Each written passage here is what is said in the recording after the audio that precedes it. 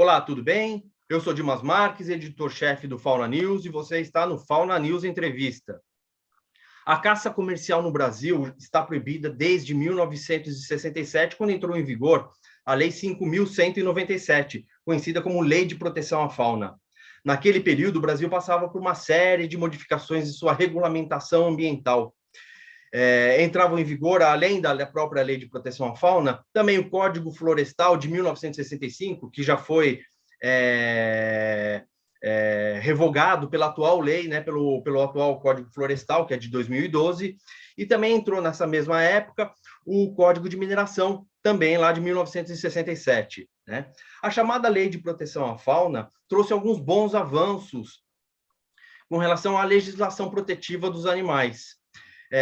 Como, por exemplo, considerar a fauna silvestre como propriedade do Estado, bem como o fim da caça profissional.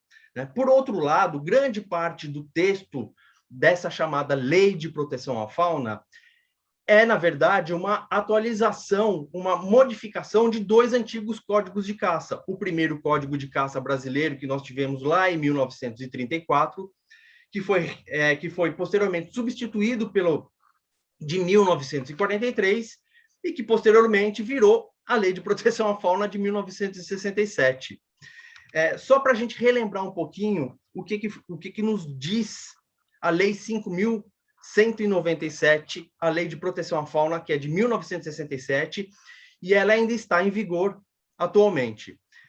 No seu artigo 2º, a Lei de Proteção à Fauna nos fala o seguinte, nos coloca o seguinte: é proibido o exercício da caça profissional. Já no artigo 6º, consta que o poder público estimulará e tenha a formação e o funcionamento de clubes e sociedades amadoristas de caça e de tiro ao voo, objetivando alcançar o espírito associativista para a prática desse esporte. Lá no artigo 8º, o órgão público federal competente, no prazo de 120 dias, publicará e atualizará anualmente o quê? A relação de espécies cuja utilização, perseguição, caça ou apanha será permitida, indicando e delimitando as respectivas áreas.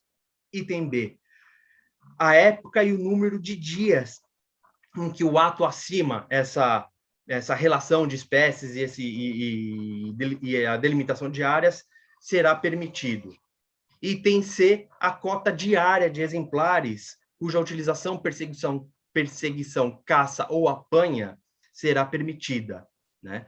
Ou seja, né, a Lei 5.197 garantia a prática da caça esportiva, com que depois a gente vem a chamar que tem as temporadas de caça. Tá certo? A Lei de Proteção à Fauna, a Lei 5.097, teve um avanço muito grande com relação à caça comercial, porque estava escancarado já naquela época o impacto negativo que a dimensão que a caça comercial, essa caça profissional tinha. Né? Tanto que, nas próprias justificativas do projeto de lei, quando a Lei de Proteção à Fauna ainda estava tramitando, já constava esse problema do desaparecimento de várias espécies silvestres na época, em virtude dessa caça profissional. Tá?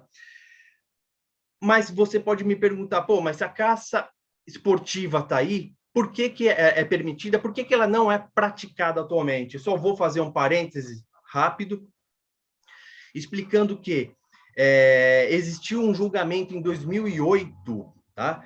Pelo Tribunal Regional Federal da 4ª Região, proibindo o exercício da caça esportiva, da caça amadora no estado do Rio Grande do Sul, que era, então, o único estado da Federação Brasileira onde a caça esportiva era realizada.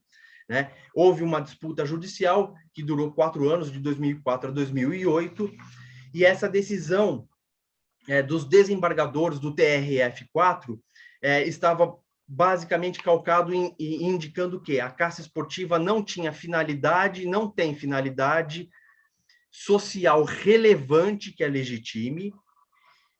Outro argumento é a questão da poluição por chumbo, o que então obrigaria a haver estudos de impacto ambiental para você exercer a caça esportiva e a própria questão da crueldade que é vedada na Constituição. Tá? Mas, fechando esse parênteses e voltando para o final da década de 60 e já na década de 70, nem todo mundo, naquele período, apesar de existir uma cultura de caça esportiva vigente, né, na época, nem todo mundo era favorável à questão da caça esportiva. Né? Em 1976, por exemplo, um deputado federal pelo estado do Paraná, no antigo MDB, né, que era o partido de oposição existente na época, propôs um projeto de lei, o projeto de número 2421. E nesse projeto de lei, esse deputado propunha o fim de toda a caça, incluindo aí a caça esportiva em território nacional. Eu estou falando do deputado Pedro Lauro Domaradski, né? E o Pedro Paulo Domaradski teve essa iniciativa, que posteriormente foi lembrada recentemente numa matéria do site Vegazeta, né? É um site que trabalha com questões ligadas ao veganismo e que lembrou dessa iniciativa do deputado Pedro Lauro Domaradski. Fiquei curioso com essa história e falei, vou atrás do Pedro Lauro. Foi o que eu fiz, consegui localizá-lo em Curitiba, no Paraná, e tenho o prazer de conversar com o Pedro Lauro. Oi, Pedro Lauro, é um prazer recebê-lo aqui no Fauna News Entrevista. Tudo bem? Tudo bem. Nós estamos na expectativa aí de dias melhores para frente, compreende? E que o povo entenda que preservar a fauna e a flora é uma coisa da natureza, é pensar em Deus. Hoje em dia, eu tenho assistido vários programas religiosos, aí, inclusive evangélicos, falam, mas eles também deviam falar àqueles participantes da mesma religião que matar um animal é pecado também, é crime, a não ser para subsistência, como o índio, lá no meio do mato, lá que precisa se alimentar, uma coisa parecida. Mas o ser humano já tem que preservar a natureza. Eu não mato uma formiga, sabe por quê? Eu olho para a formiga e fico pensando, quem foi que criou aquilo ali? Ela tem vida, ela deve ter olhos, deve ter ouvidos, deve ter boca, coração, e aquilo está andando. Aquilo é coisa de Deus, isso que é Deus. Nós devemos preservar a flora e a fauna, não só no Brasil, como no mundo inteiro. E falando em mar também, em mar, é um projeto meu proibindo a pesca na baleia em águas territoriais brasileiras também. Exatamente, porque era algo que eu ia citar também. O senhor não teve só uma iniciativa com relação à caça, certo? O senhor teve de bichos, de animais não aquáticos. O senhor teve uma iniciativa também que a gente vai conversar hoje. O senhor foi o autor de um projeto de lei contra a caça das baleias, isso ainda quase, vamos falar assim, quase 10 anos antes da proibição da caça. A gente vai abordar. Eu só quero fazer uma apresentação inicial do senhor. Pedro Lauro Domarades, que o senhor é paranaense, está com 79 anos. O senhor atualmente é dono de um bar no bairro Cristo Rei, certo? Que, infelizmente, por conta da pandemia, parece que está fechado, né? Tá com as atividades paralisadas, sim, né? Bom, você falou... Oi. Você falou 79 anos. Daqui 25 dias eu faço 80 anos. Parabéns adiantado já. Roberto Carlos é 2 meses mais velho do que eu, Pelé é 1 ano mais velho do que eu. Nós estamos na casa dos 80. É isso aí. E rumo ao 100 e para frente, não é certo? Sim, sim. Na minha campanha era 104, quero ver se eu chego lá também. Opa, já tem meu voto.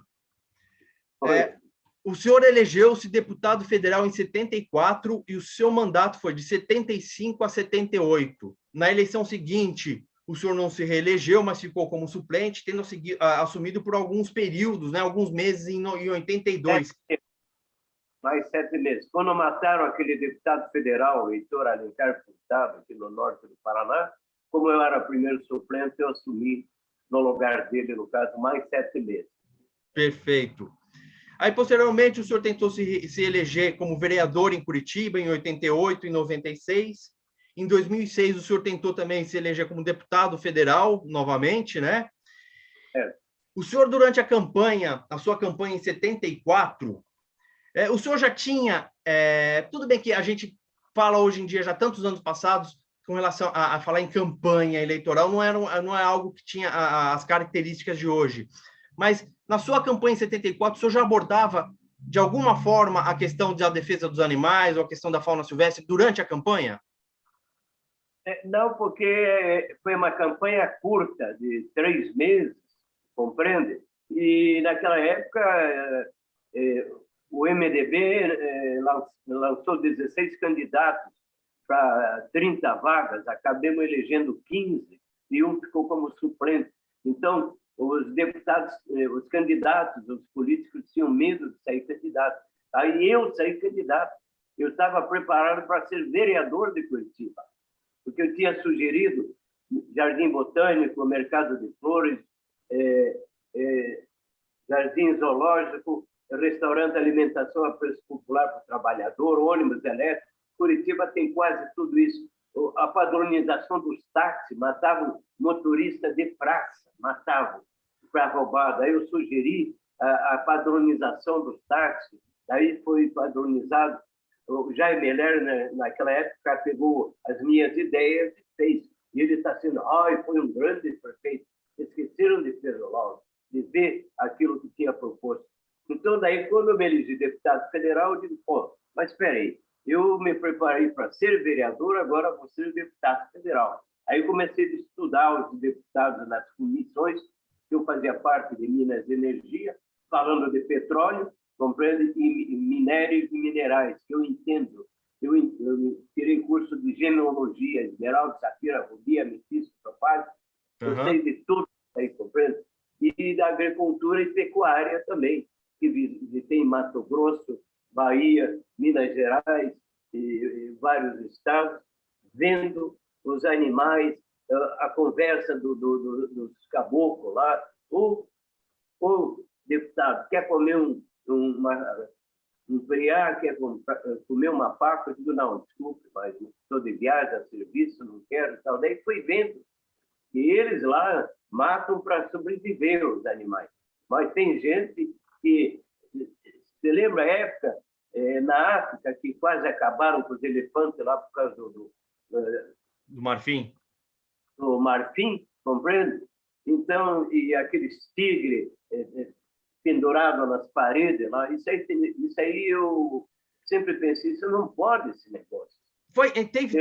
Teve algum ponto exatamente, algum fato ou algo que o senhor leu na época, exatamente que o senhor se recorde, que falou, não, eu vou fazer um projeto para acabar com a caça de vez? O senhor se recorda onde que teve o momento que deu esse estalo para o senhor? Eu sempre trabalhei em banca de jornal, eu tinha banca de jornal, então lia revistas, Isto É, Veja e outro tipo de revista, jornais de São Paulo, do Rio. Eu trabalhava com isso, eu sempre estava folheando, estava lendo. Então, estava vendo os problemas que estavam acontecendo, compreende? Então, toda essa minha bagagem de uma banca de jornal, para chegar em Brasília, daí eu comecei a desenvolver. Comecei a sentir os problemas do povo brasileiro, dos municípios, compreende? O que era necessário fazer aqui, dos 415 deputados que tinha naquela época, hoje tem 513, eu era um dos poucos que estava diariamente no plenário. Então, eu fazia alguma coisa, me lembrando do que eu tinha aprendido com o povo na Praça Zacarias, na Praça Tiradentes, que eu tinha banca, meu irmão também, e a gente comentava sobre os problemas de Curitiba, no caso do Paraná e do Brasil e do mundo também, no caso. Se o senhor me permitir, eu quero ler. Eu fui atrás do projeto de lei do senhor e eu li a justificativa dele. Eu li o seu projeto inteiro e na justificativa, se o senhor me permitir, eu vou ler rapidinho a justificativa do seu projeto de lei. Abre aspas. A Lei número 5.197, de 3 de janeiro de 1967, que se pretendeu fosse um eficaz instrumento legal em favor da preservação da nossa fauna, tanto que a ementa fala em proteção à fauna, na verdade é um repositório de permissões à perseguição, destruição, caça ou apanha desses espécimes silvestres. Sim, porque embora tal diploma busque dar especial ênfase à propriedade que o Estado brasileiro exercita sobre os animais de qualquer espécie e sobre algumas vedações específicas quanto à sua caça, o fato é que também cuida de regular a mesma caça, permitindo-a em determinadas ocasiões a amadores ou a profissionais. Ora, a fauna brasileira, conforme é amplamente sabido, já não comporta nem suporta qualquer tipo de permissão para caçar ou apanhar animais, ainda que com finalidades esportivas, eis que se encontra à beira do desaparecimento total, inclusive nas regiões menos acessíveis ao homem. Se quisermos proteger mesmo o que nos resta da outrora maravilhosa e invejável fauna silvestre brasileira, não há outra alternativa senão a da proibição total e definitiva, tal como está pleiteado no presente projeto de lei. As leis que atualmente vigem a respeito da questão são meros paliativos, daí a indispensabilidade da proposição ora oferecida à consideração da casa. Fecha aspas. Esse é o seu texto justificando o pedido, né, o projeto de lei. Eu gostaria de saber, senhor, como é que foi a receptividade pelos outros parlamentares durante a tramitação, a apresentação à mesa da casa e a tramitação desse projeto de lei? Como é que foi a receptividade disso? Bom, deixa eu te falar uma coisa. Brasília, o tema dos deputados do Senado é muito grande. É deputados andando daqui para lá, de lá para cá, etc. Então, os deputados do mesmo partido, do mesmo estado, quase pouco se veem ali, porque cada um está numa comissão, tal, etc. Então, na minha comissão de agricultura e pecuária, que eu apresentei esse projeto nesse sentido, prevendo também, porque alegavam muitos caçadores de que estavam os animais silvestres estavam comendo milho, trigo e coisas parecidas, e alguns eram a favor, outros eram contra, porque muitos tinham fazenda no Mato Grosso, no Rio Grande do Sul, no Paraná, tinham fazenda, eles querem plantar o milho, não querem que a pomba lá, ou a sabiá venha comer o que eles plantaram ali no caso. Então, eu me lembro que eu fui para Mato Grosso, chegando lá, tinha uma plantação de milho, de trigo e tal, etc.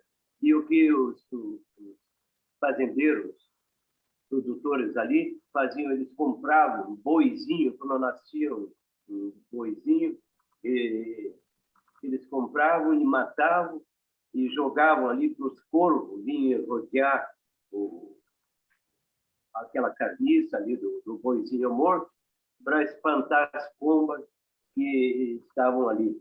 E daí, na hora, me surgiu a ideia. Não, mas daí um fazendeiro disse, meu filho lá já gastou 3 motocicletas de andar para espantar as pombas ali onde nós plantamos. Daí já me surgiu a ideia, época que a gente soltava aquelas raias, então solta uma raia assim, tipo bidê, tipo um gavião, compreende?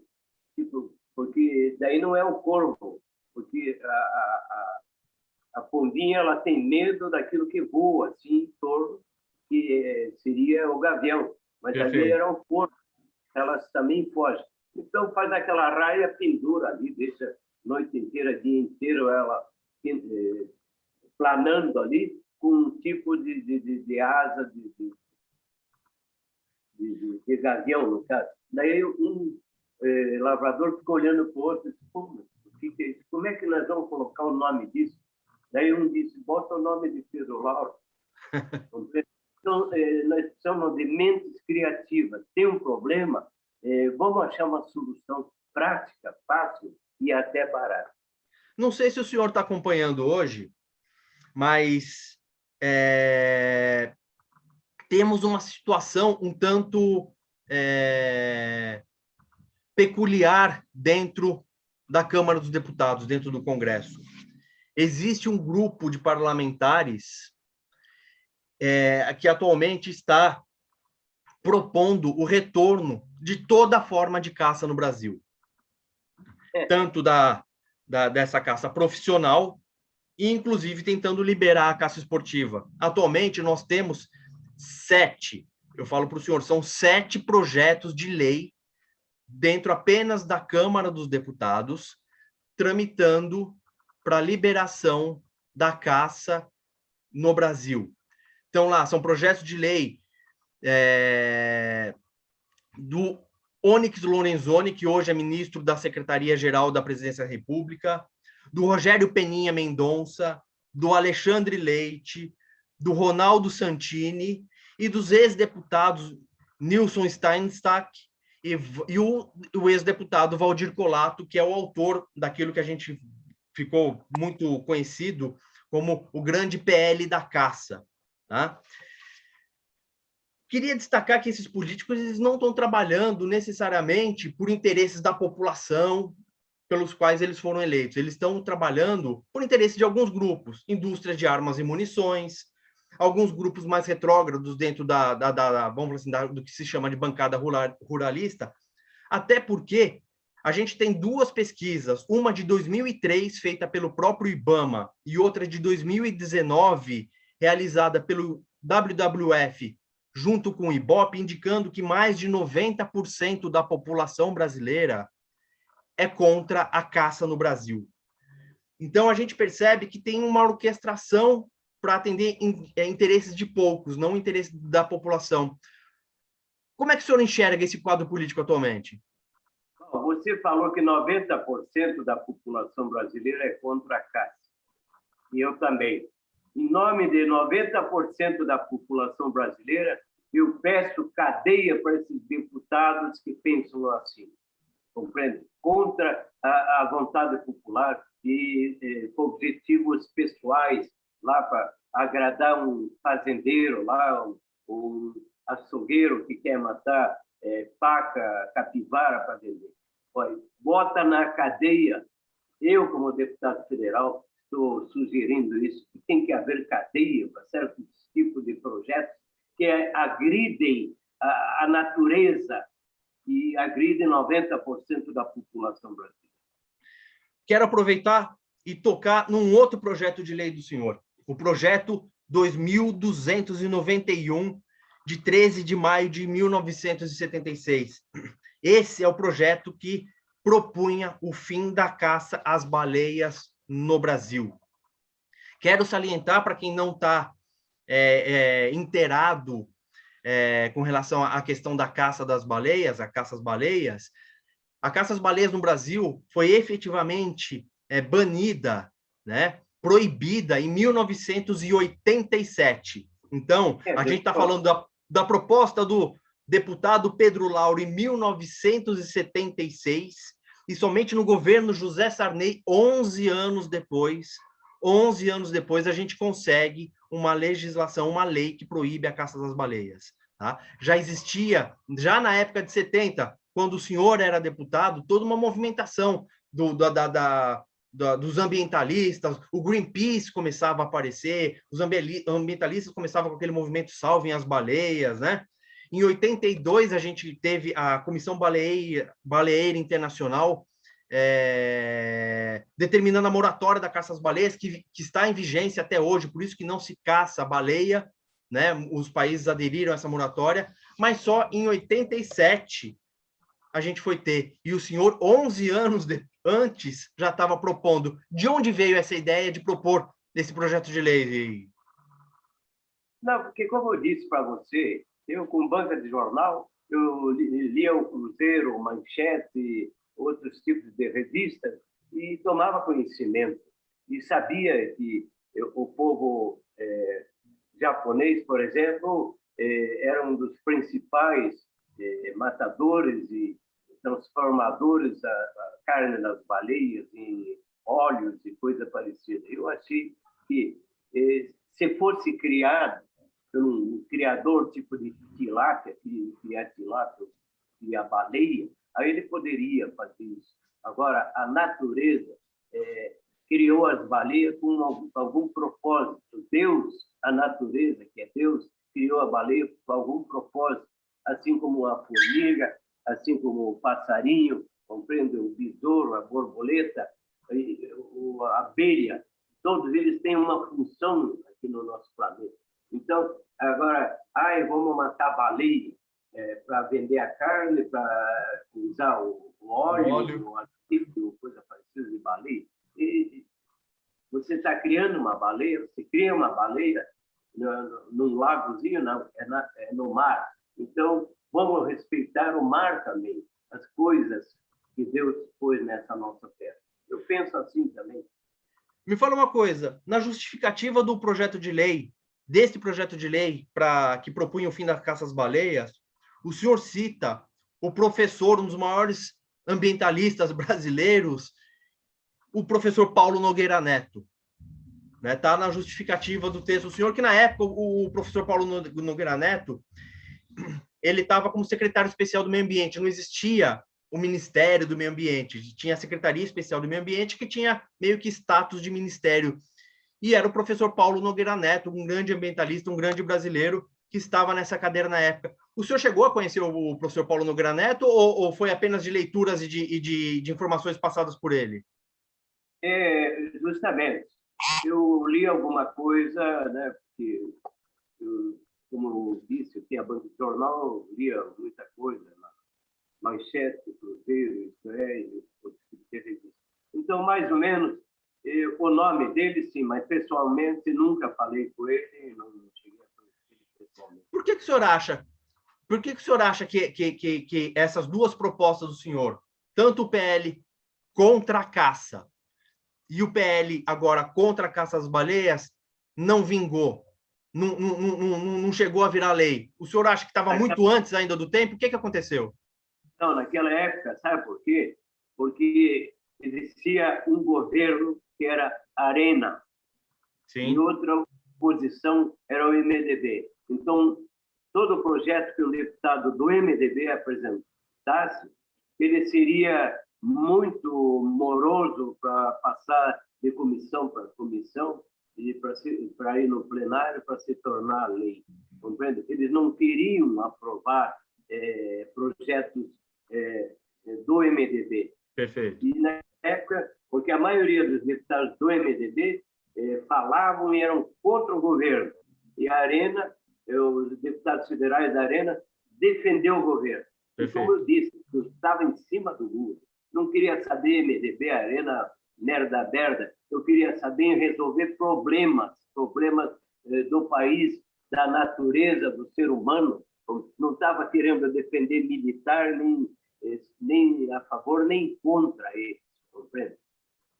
Entendi. Então, eu era da oposição. O Pedro Lauro, do MDB, então deixa esse projeto arquivado mais um tempo, passa ele para trás, não aprova, não vai para as comissões, não é aprovado. Então, é isso que aconteceu. Demorou 10, 11, 12 anos que foi aprovado. Entendi. E daí já não tínhamos os militares no poder. O senhor tem uma visão otimista para os próximos anos com relação à questão ambiental do Brasil, Pedro Lauro? Sim. Depois desse presidente, sim. Eu acredito que vem um bom... porque nós precisamos de um presidente não militar, nós precisamos de um presidente gestor. Ele é político, mas é gestor, é empresário, é gestor. Ele sabe como funciona. Não ele, um militar que quer mandar. Todos têm que fazer continência para ele e tem que ser assim como ele quer. Não é assim como ele quer. É assim como a natureza quer, assim como a população de um país quer e o povo em geral quer. Compreende? E temos que olhar, temos que pensar pelo povo. Porque tem um que é a favor, tem outro que é contra. Sim. Então, nós temos que ver o que é bom para a natureza, para ser bom para o povo. Perfeito. Pedro Lauro, eu tenho que agradecer demais a sua participação no Fauna News Entrevista. Ainda não desliga, eu vou fazer só aqui a nossa despedida. Eu quero para você que está nos assistindo, tanto a mim quanto ao Pedro Lauro, agradecer a participação de todos. Tem alguma mensagem final, Pedro Lauro? Tenho mais uma mensagem. Eu apresentei um projeto de lei e fiz um pronunciamento em plenário de grande expediente, pedindo ao governo brasileiro a criação de uma expedição científica para a exploração do continente antártico. Porque eu estava sabendo que o Brasil, em 50 anos, segundo a ONU, não fincasse uma bandeira em território antártico, nós perderíamos o direito. Eu fiz um grande expediente e deputados da Arena se posicionaram acharam que eu ia falar mal do governo, naquela época, o Geisel, e eu nunca falei mal em pronunciamento nenhum contra o governo, contra o presidente Geisel. Então, se posicionaram lá para defender em plenário aquilo que fosse contra o governo. Aí eu fiz um grande expediente falando na necessidade da exploração do continente antártico, para o brasileiro fincar uma bandeira lá. Aí vários deputados do MDB me aplaudiram, pediram a parte, me aplaudiram, de eu ter lembrado da Antártica. Sim. E daí, quando terminei o meu pronunciamento, quando eu desci para o plenário, um deputado da Arena, do Paraná, me peitou. Pedro Lauro, o que você quer na Antártica? Lá só tem gelo. O que você quer lá? Eu digo, deputado, quero defender os pinguins. É isso aí. Pedro Lauro, eu tenho um enorme prazer em conhecê-lo, tenho um enorme prazer em mostrar para as pessoas que já, lá na década de 70, já tinha gente preocupada com a nossa fauna, preocupada na conservação da fauna, e em mostrar o quanto que a gente, hoje, em 2021, está querendo voltar a tempos anteriores aos anos 70. A gente, muitas vezes, faz uma força danada para progredir, mas tem gente que puxa o freio de mão. Para você que acompanhou a entrevista com o Pedro Lauro, muito obrigado. O Fauna News entrevista vai estar postado no nosso portal www.faunanews.com.br. Estamos também no Instagram, no Facebook e no Twitter. Fauna News, analisando os fatos, lutando pelos silvestres.